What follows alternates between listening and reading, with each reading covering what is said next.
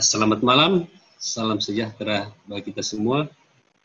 Assalamualaikum warahmatullahi wabarakatuh.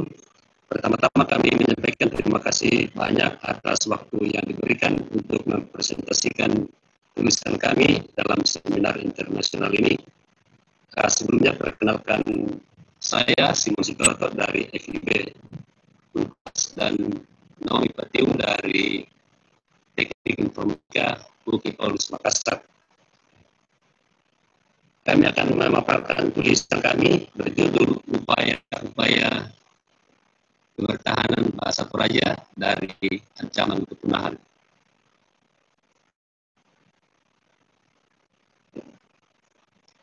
Sebagai pengantar, bahasa Toraja dituturkan oleh etnis Toraja yang merupakan salah satu suku terbesar dari 4 suku terbesar di Sulawesi Selatan yang mendiami 2 kabupaten, yaitu Kabupaten Tanah Toraja dan Toraja Utara di Sulawesi Utara, Sulawesi Selatan. Dan alamnya seperti yang selama ini terkenal serta sawah yang terletak di pegunungan-pegunungan di sekitar aliran Sungai Sadan di dataran rendah. Dan juga ini terkenal karena rumah tradisionalnya yang disebut dengan Keponan. Selain itu, terkenal juga karena keunikan budayanya yang tergambar dalam 2 upacara yang berbeda. Pertama itu upacara rambut duka atau upacara syukuran dan upacara atau upacara kedukaan.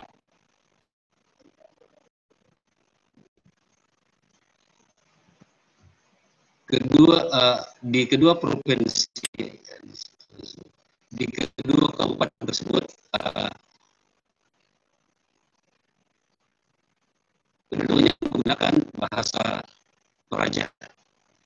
Oleh Profesor Salombe ditulis bahwa bahasa Toraja terbagi atas 3 dialek, Makaler dan Tepal di bagian timur Toraja, kemudian dialek Saluputih Bogakarade di sebelah barat Tanah Toraja, dan dialek Silanan Gandang Batu di daerah bagian selatan Tanah Toraja.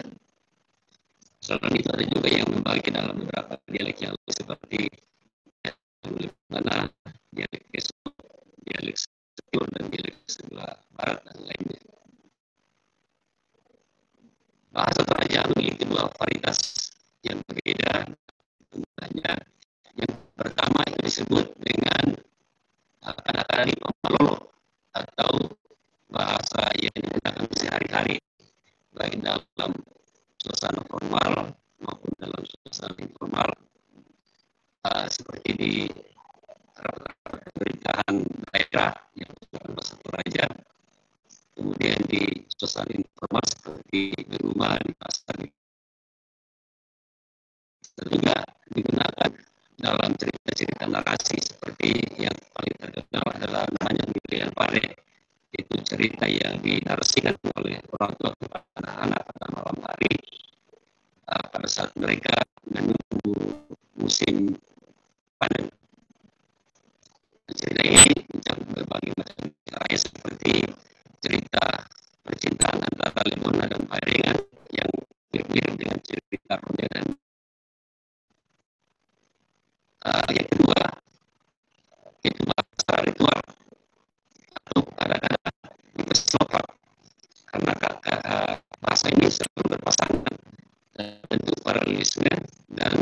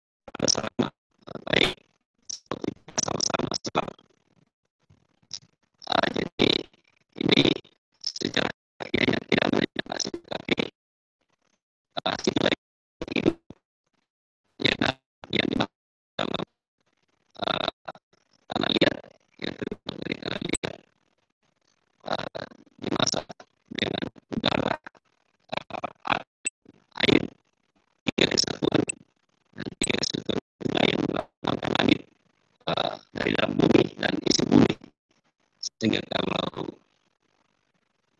manusia memiliki yang masa, artinya dia masih memiliki hidup yang disediakan oleh langit, bumi, dan kemudian bahasa ritual itu selalu dalam bentuk paralelisme berpasang-pasangan. Contohnya di sini saya ambil dari turan bagian terakhir dari penutupan bagian penutup dari bahasa Tengah pada saat upacara syukuran atau kematian seperti ini. Denoupa paraya atau paraya dan puma tua tentu merinding pala betulan butaruno muraki masakin seperti kita nama rendeng pada masakin merinding panasan. Jadi ini adalah sebuah solidaritas karena Tuhan selalu menuntut kita dan berkat sehingga kita semua sama-sama selamat. Jadi intinya di sini adalah mengandung nilai permohonan atau doa bagi semua orang yang hadir pada upacara tersebut sehingga mereka semua boleh selamat. Nah, masalah yang dihadapi dalam pemerintahan Puasa Toraja adalah karena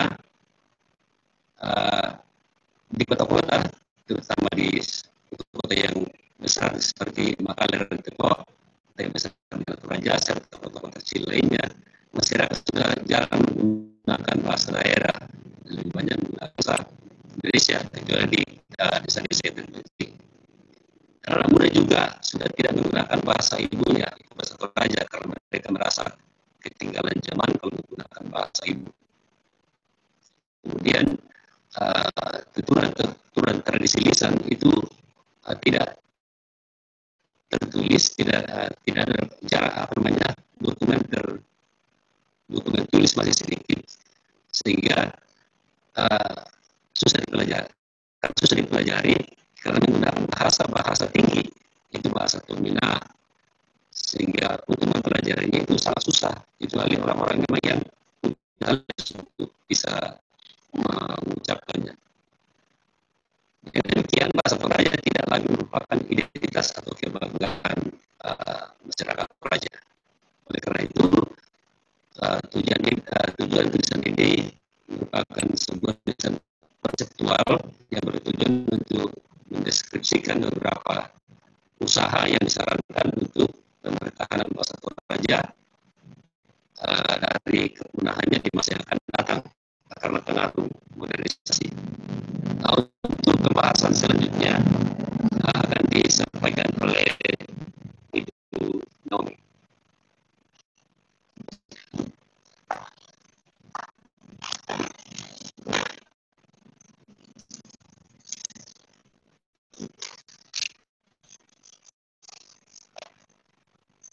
Bagian 3, pembahasan.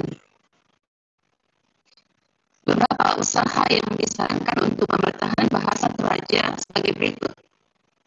Bagian A, bidang pendidikan. 1.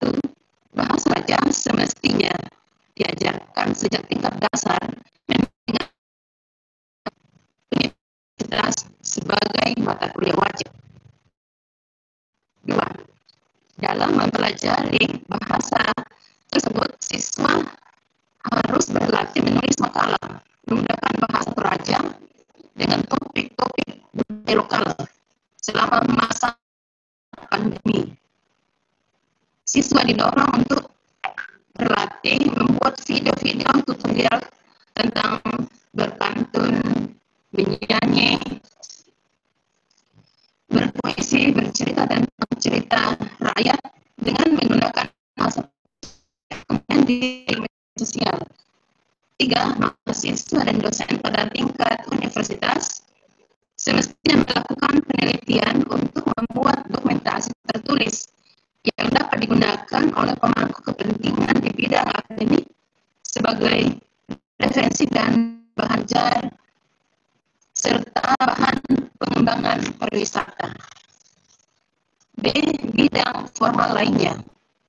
Menggunakan bahasa Toraja untuk menyampaikan ucapan berbelasungkawa pada upacara Rambu Solok atau upacara kedukaan kematian, dan juga ucapan syukur pada upacara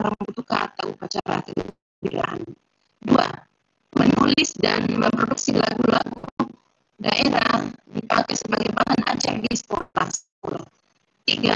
Menggunakan bahasa daerah pada kegiatan-kegiatan keagamaan tertentu seperti pelaksanaan ibadah di gereja, juga saat mengajar anak sekolah minggu.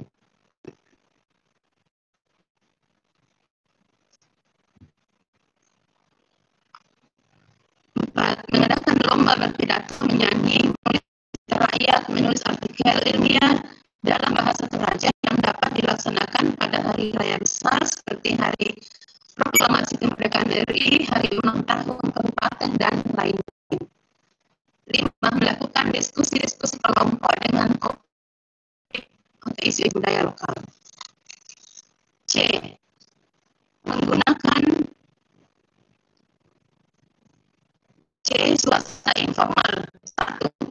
Menggunakan bahasa Toraja pada kegiatan sehari-hari seperti di rumah, pada pertemuan-pertemuan sosial lainnya. 2. Menggunakan bahasa Toraja bagi siswa ketika di luar kelas seperti saat bermain dan berada di kantin. 3. Menggunakan media sosial yang menggunakan bahasa Toraja. 4. Menggunakan bahasa daerah untuk mempromosikan pariwisata.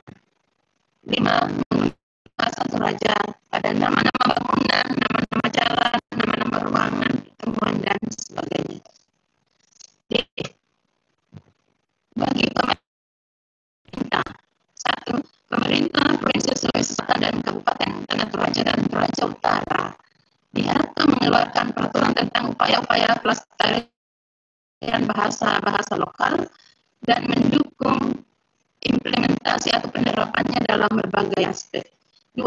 Pemerintah kabupaten diharapkan membuka sekolah atau pendidikan formal di tingkat kabupaten bekerjasama dengan FKIP di UPI Toraja untuk mempersiapkan sumber daya manusia bagi guru-guru bahasa daerah dan mengangkat guru-guru tersebut menjadi aparatur sipil negara atau ASN. Usaha pemerintah untuk mempersiapkan SDM ini sudah bekerjasama dengan Universitas Hasanuddin, yaitu dibukanya PGSDB, tetapi lulusan-lulusan dari PGSDB tersebut belum bisa diangkat oleh aparatur sipil negara menjadi aparatur sipil negara. Inilah yang menjadi kendalanya. Nomor 3, pemerintah diharapkan mengupayakan bahasa daerah sebagai bagian dari usaha memperkaya budaya lokal. Kesimpulan, pemerintah Provinsi Sulawesi Selatan dan Kabupaten serta masyarakat harus memberi perhatian penuh untuk mengimplementasikan berbagai usaha melestarikan bahasa Toraja secara khusus dan bahasa lokal lainnya di selatan. Hal ini dilakukan untuk mensinergikan antara modernitas dan tradisionalitas, bahasa global dan bahasa lokal dalam rangka mengantisipasi penggunaannya pada masa yang akan datang sebagai bagian dari budaya yang mengandung nilai kearifan lokal. Demikianlah presentasi kami pada saat ini. Semoga bermanfaat